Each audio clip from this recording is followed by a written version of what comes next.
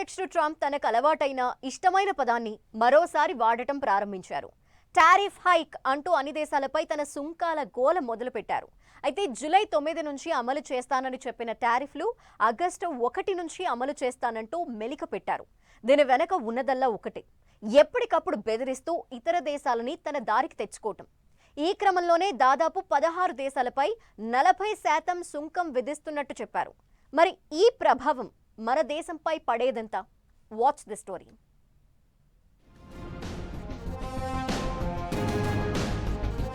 America అధ్యక్షుడు Trump తన tariff కత్తిని మరోసారి బయటకు తీశారు. ఎప్పటికప్పుడు వాయిదా వేస్తున్న కొత్త సుంకాలను ఆగస్టు 1 నుంచి అమలు చేస్తామంటూ ఓ టారిఫ్ కార్డ్ని కూడా బయటపెట్టారాయన. ముందుగా బ్రిక్స్ దేశాలకు ఈ షాక్ ఇచ్చిన ట్రంప్ మొత్తంగా 16 దేశాలకు 40% అదనపు పన్ను వేస్తున్నట్లు చెప్పారు. ఆగస్టు 1 నుంచి ఇతర దేశాలపై అమెరికా 25 నుంచి 40% వరకు పన్ను వేస్తున్నట్లు చెప్పారు. నిజానికి జూలై 9 నుంచే ఈ వసూలు చేయాల్సి ఉండగా వివిధ దేశాలతో చర్చలు సాగుతున్న నేపథ్యంలో ఈ గ్రేస్ పీరియడ్ ఇస్తున్నట్లు తెలుస్తోంది. Japan, South Korea, Thailand, Bangladesh, Indonesia సహా తమ వ్యాపార భాగస్వాములకు ఈ మేరకు అమెరికా అడ్మినిస్ట్రేషన్ లేఖలు పంపింది. Not really equitable from our standpoint because it's just a small token by comparison to the damage that's been done over the years, but we had no other president that was willing to do this. I did it my first term with China and others. We took in hundreds of billions of dollars of tariffs. No inflation, the most successful period of time that we've ever had financially in the country.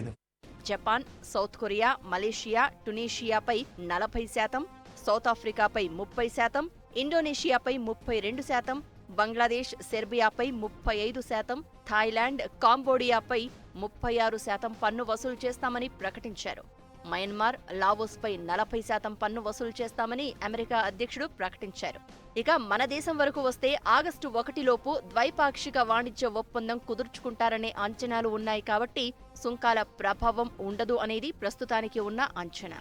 ఇక Trump విధిస్తామని చెప్తోన్న పన్నులు నిజంగా అమల్లోకి వస్తే auto sector, విడి భాగాల పరిశ్రమలపై ప్రభావం ఎక్కువగానే ఉండనుంది. స్టీల్, అల్యూమినియం ఉత్పత్తుల రేట్లు కూడా భారీగా పెరగవచ్చు. మన ఉత్పత్తుల వ్యాపారంపై పెద్ద ప్రభావమే పడవచ్చు. అయితే ఫార్మా రంగంలో మాత్రం భారత్ ఇతర దేశాలతో పోల్చినప్పుడు ఎక్కువ లాభం పొందనుంది. టెక్స్టైల్, ఎలక్ట్రానిక్స్, జ్యువెలరీ విభాగాల్లో కూడా చైనా, వియత్నాంపై విధించే పన్నులతో పోల్చినప్పుడు మన ఉత్పత్తులకు గిరాకీ పొందే అవకాశం కనిపిస్తోంది.